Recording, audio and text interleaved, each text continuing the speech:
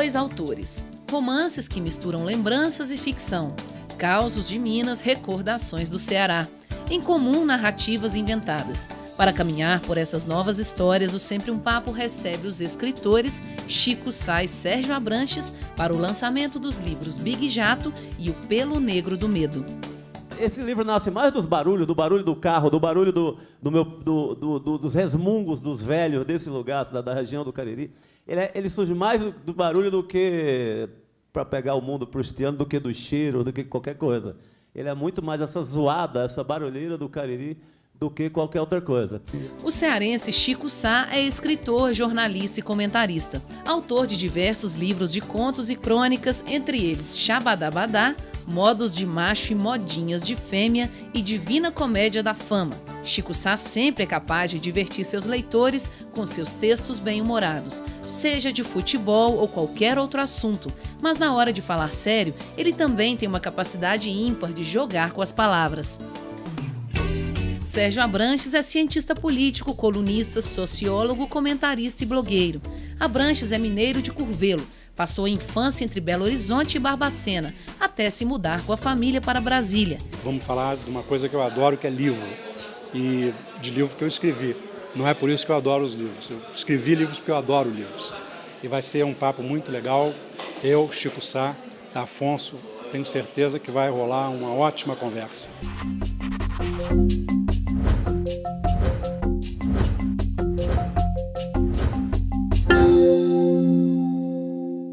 Conta um pouquinho da história do Big Jato aí, depois do Sérgio, a gente parte para as perguntas. Boa noite a todos. É um prazer estar aqui no Sempre um Papo. Eu acho que ficou muito boa a pauta dessa noite por ser assim, dois caras que já rodaram muito nas suas áreas, e não a área comum, que é o jornalismo, que eu tenho em comum com o Sérgio.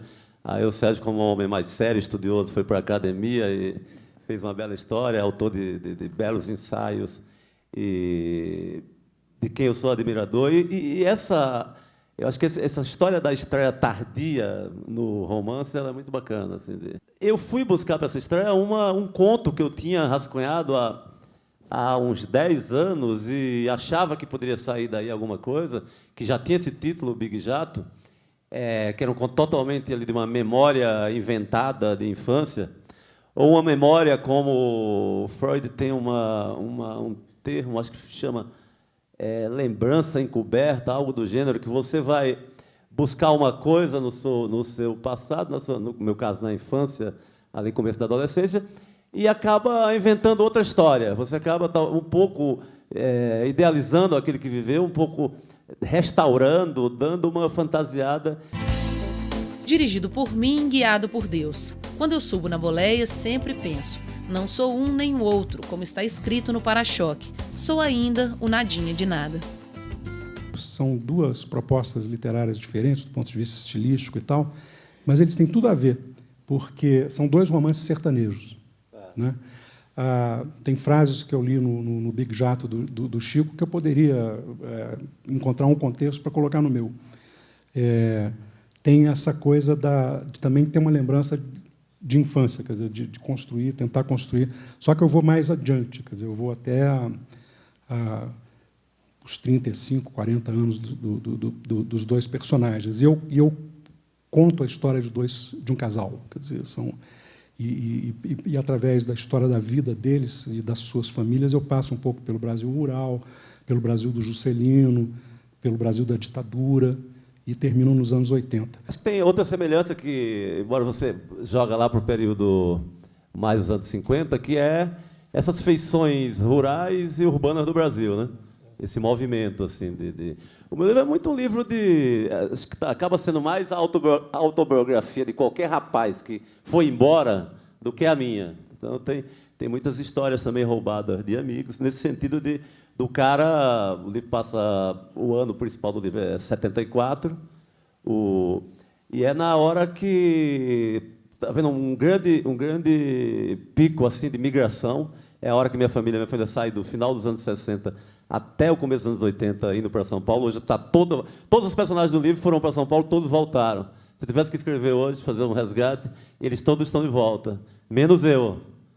que fui besta e caí nessa história de ficar em São Paulo. Eu li muito durante o processo de escrita do livro. O que você leu, por exemplo? Eu revi assim, os livros fundamentais, assim, todos, sei lá, reli o Graciliano Ramos inteiro, que é um escritor fundamental para mim. Assim, reli o livro que eu mais gosto na vida, que é um livro chamado FUP, um livrinho de nada, do Jim Dodge, que é um californiano que lançou o livro por uma editora minúscula, e o livro virou fenômeno assim na Califórnia, e hoje é um livro que é caro, assim, é afetivo para muita gente.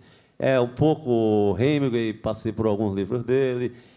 Eu lia um pouco como... Era uma leitura menos prazerosa do que a primeira vez que eu li esses livros, porque parecia que eu estava treinando, assim, sabe, com os caras.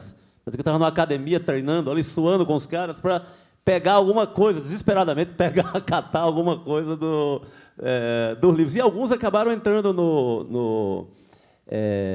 no livro, assim, como conversa com esses livros, que são os livros quando eu falo, tem um personagem que é uma tia bibliotecária, que foi quem, na verdade, porque eu tinha tem uns pais que não fizeram o 4º ano primário, são da roça mesmo, humildes ali.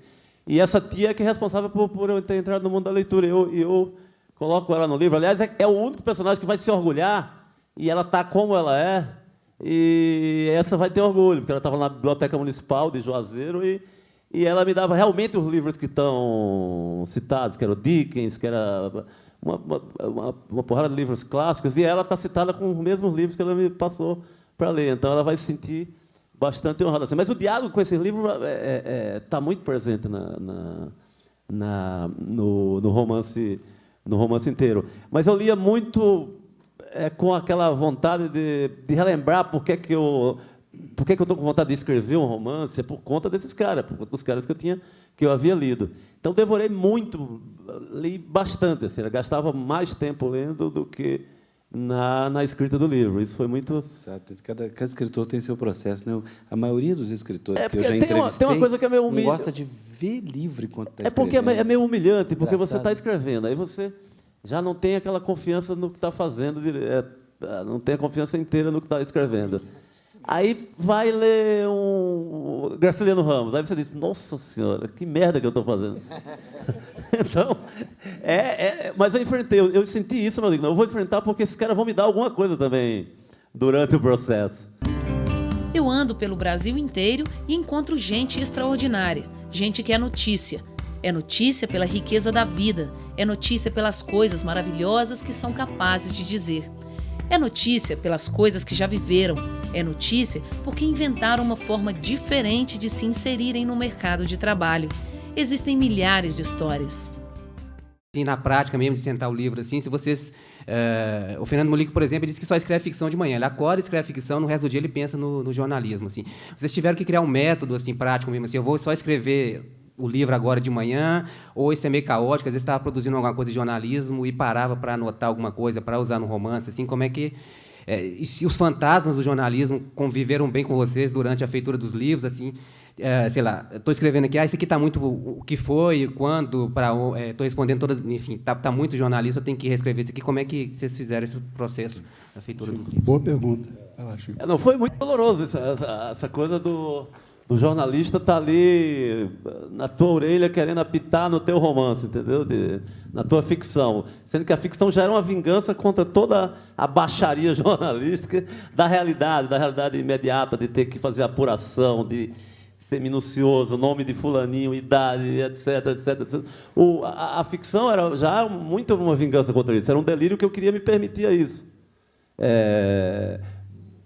Como leitor, assim, a minha origem, quando eu saio do interior, desse interior aí que está no livro para ir para o Recife, eu fui ainda com a ilusão de ser escritor. Eu não tinha ilusão, não tinha a história do jornalista ainda na cabeça formado. Tinha trabalhado alguma coisa num programa de rádio no Cariri ainda, como conselheiro sentimental. Eu estava aconselhando o que eu não sabia nem o que era. Que eu não conhecia uma mulher, eu conhecia no máximo uma cabra. E estava aconselhando, ou seja, antes de aprender o que eu estava ensinando, era um negócio maluco. Mas então eu tinha essa experiência do rádio, mas na cabeça era a loucura de quero ser escritor. Eu tinha lido muita coisa, por conta dessa tia da biblioteca que eu falei, e fui para o Recife crente que seria um escritor, que existia essa profissão. Aí chego ali e imediatamente vejo que isso era uma ficção maluca da minha cabeça, uma utopia, não existia. Eu teria que ganhar a vida com outra coisa. Aí aparece o jornalismo. Aí vou fazer, e entro na faculdade de jornalismo, começo a trabalhar, antes de me formar, nos jornais locais, e passo a ganhar a vida como jornalista, mas com puta conflito. Assim, quanto mais eu passava os anos eu trabalhando de jornalista ali, até tendo que ser, embora eu procurasse usar um pouco da parte literária, mas tendo que ser obrigatoriamente cumprir as pautas e ser objetivo, ia passando o tempo e eu com angústia, pô, quando é que eu vou retomar o que eu queria ser, e etc. E foi só graças a uns pés na bunda, por isso que são muito didáticos os pés na bunda, as demissões, há umas 2 demissões seguidas que eu tive aí nos anos 90. Esse famoso passaralho, né? O famoso passaralho, que aí esses pés na bunda, que você fica achando que o mundo acabou, me fizeram... peguei um fundo de garantia, disse, agora eu vou dar mais uma lida e vou organizar minhas crônicas em livro, vou pensar em escrever uma ficção. Foi essa bendita demissão que me fez me voltar um pouquinho para o que eu queria realmente ser. Aí, depois disso, acho que eu faço sem muito trauma essa dupla militância aí de ser um tanto literário e um tanto quanto jornalístico. É uma boa pergunta, porque eu tenho uma história quase parecida com a do Chico, mas eu era mais metida besta. Eu, com 16 anos, entrei na redação do jornal para fazer jornalismo, porque eu parei e disse assim, o que eu sei fazer? Né, para ganhar... Eu queria sair da casa do meu pai, queria ter independência. Aí eu disse assim, eu sei escrever. Então, como é que dá para ganhar um dinheiro escrevendo? Como jornalista, mas eu quero ser escritor. Então, eu fui para o jornalismo para virar escritor. E aí, evidentemente, não aconteceu, né? Mas porque a gente começa a ter que fazer pauta e tal, e foca é danado, né? Eu não fiz aconselhamento sentimental, não, mas eu fiz horóscopo. É mais difícil ainda. E nunca virei escritor aí nessa época. Eu escrevia contos, desde garoto. Participei de vários concursos, publiquei aqui no Suplemento de Minas Gerais uns 2 ou 3 contos. Depois, já mais adultos, publiquei em algumas revistas. Mas não me considerava exatamente escritor. Quando eu comecei a escrever o romance, para valer,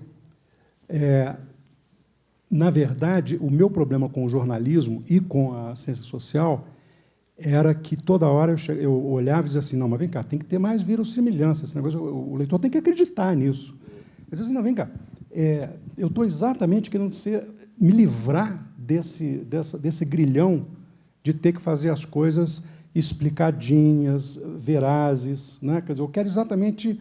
Eu não estava querendo fazer um romance experimental, não era a minha ideia, eu não queria fazer uma experimentação, uma coisa completamente sem sentido, né? A não ser na minha cabeça e tal, uma grande viagem pessoal.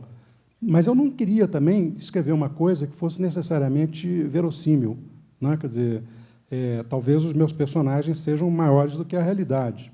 Muito provavelmente são. Tenho sempre essa preocupação quando faço uma crônica de uma dor amorosa, eu falo que tem corno em Nova York, tem corno em Berna, tem em Copenhague, em qualquer canto, né?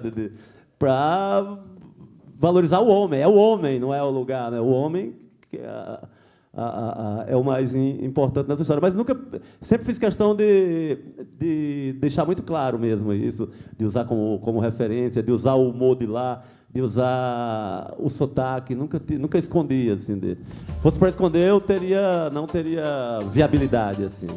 Eu não conseguiria.